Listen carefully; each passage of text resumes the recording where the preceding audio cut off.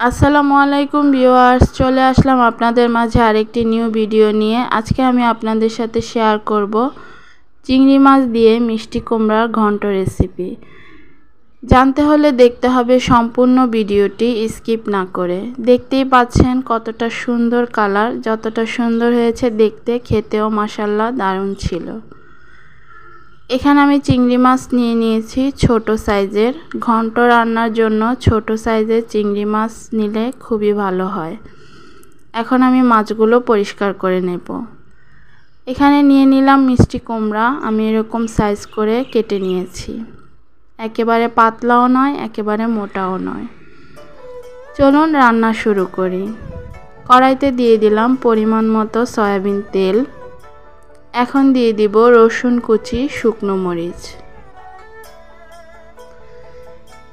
এবারে একটু হালকা করে ভেজে নেব শুকনো মরিচ, রসুন কুচি।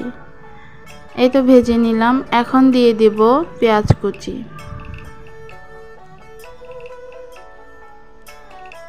এবারে দিয়ে দেব হাফ চামচের মতো আস্ত জিরে। আপনারা এখানে চাইলে জিরের পরিবর্তে কালো জিরেও দিতে পারেন।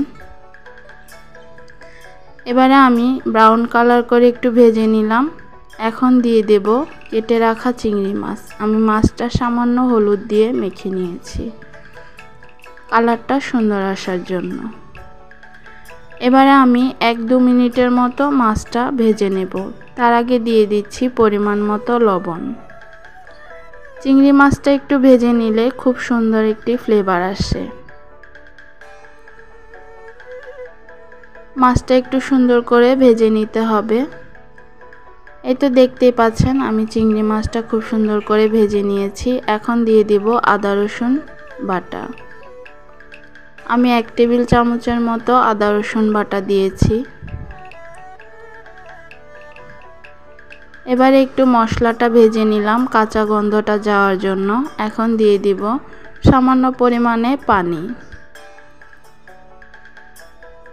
এবারে আমি সম্পূর্ণ গুঁড়া মশলাগুলো অ্যাড করব যা যা লাগবে।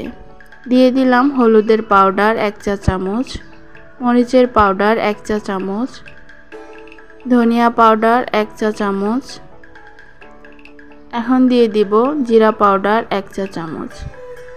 মিষ্টি কুমড়া রান্নার ক্ষেত্রে খুবই কম হলুদ মরিচ দিলে ভালো হয়, কালারটা খুব সুন্দর আসে। এবারে আমি মশলাটা খুব ভালোভাবে কষিয়ে নেব। এই তো দেখতে পাচ্ছেন মশলাটা খুব সুন্দরভাবে কষিয়ে নিয়েছি।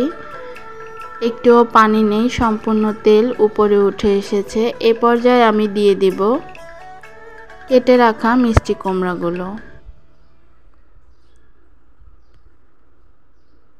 এখন আমি মিষ্টি কুমড়াগুলো 2 মিনিটের মতো ভেজে নেব। আমি এই রান্নায় কোনো পানি ব্যবহার করব না। কুমড়াগুলো এখন আমি খুব ভালোভাবে ভেজে নেব 2 মিনিটের মতো। আমার ভিডিওগুলো আপনাদের ভালো লেগে থাকলে অবশ্যই আমার চ্যানেলটি সাবস্ক্রাইব করে দেবেন। পাশে থাকা বেল আইকনটি প্রেস করে দেবেন যেন ভিডিও আপলোড করার সঙ্গে সঙ্গে আপনার কাছে সবার আগে নোটিফিকেশন পৌঁছে যায়। আমার রান্নাগুলো আপনাদের যদি ভালো লেগে থাকে অবশ্যই আমার ভিডিওগুলো লাইক, কমেন্ট, শেয়ার করবেন। আগামী দিনগুলো এগিয়ে যাওয়ার সুযোগ করে দিবেন। আমি একটি ঢাকনা দিয়ে ঢেকে দিয়েছিলাম। দেখতেই পাচ্ছেন 2-3 মিনিট পর আবারও চলে আসলাম। অনেকটাই পানি বের হয়েছে মিষ্টি কুমড়া থেকে। এই পানিটা দিয়েই আমি সম্পূর্ণ রান্নাটা করব। আমি একটু নেড়েচেড়ে এখন দিয়ে দেব কাঁচামরিচ। কাঁচামরিচটা একটু কম দিলাম যেহেতু আমি এখানে শুকনো মরিচের পাউডার ব্যবহার করেছি। আপনারা চাইলে ঝাল বাড়িয়ে কমিয়ে নিতে পারেন। আবারও আমি ঢাকনা দিয়ে ঢেকে দিলাম 2 মিনিটের জন্য। এই তো দেখতেই পাচ্ছেন ঝোল কিন্তু অনেকটাই শুকিয়ে গিয়েছে। এখন আমি দিয়ে দেব ফ্রেশ ধনিয়া পাতা কুচি। এতে করে খুব সুন্দর একটি ফ্লেভার আসবে। এ পর্যায়ে আমি চুলার আঁচটা লো ফ্লেমে করে দেব সম্পূর্ণ পানি শুকিয়ে যাওয়ার জন্য।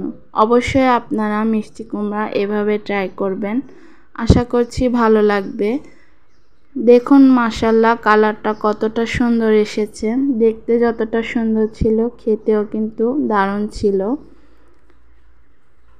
কোনো পানি আলাদাভাবে ব্যবহার না করে কুমড়া থেকে যতটুকু পানি বের হয়েছে সেটা দিয়েই সম্পূর্ণ রান্নাটা হয়ে গিয়েছে। আল্লাহ হাফেজ।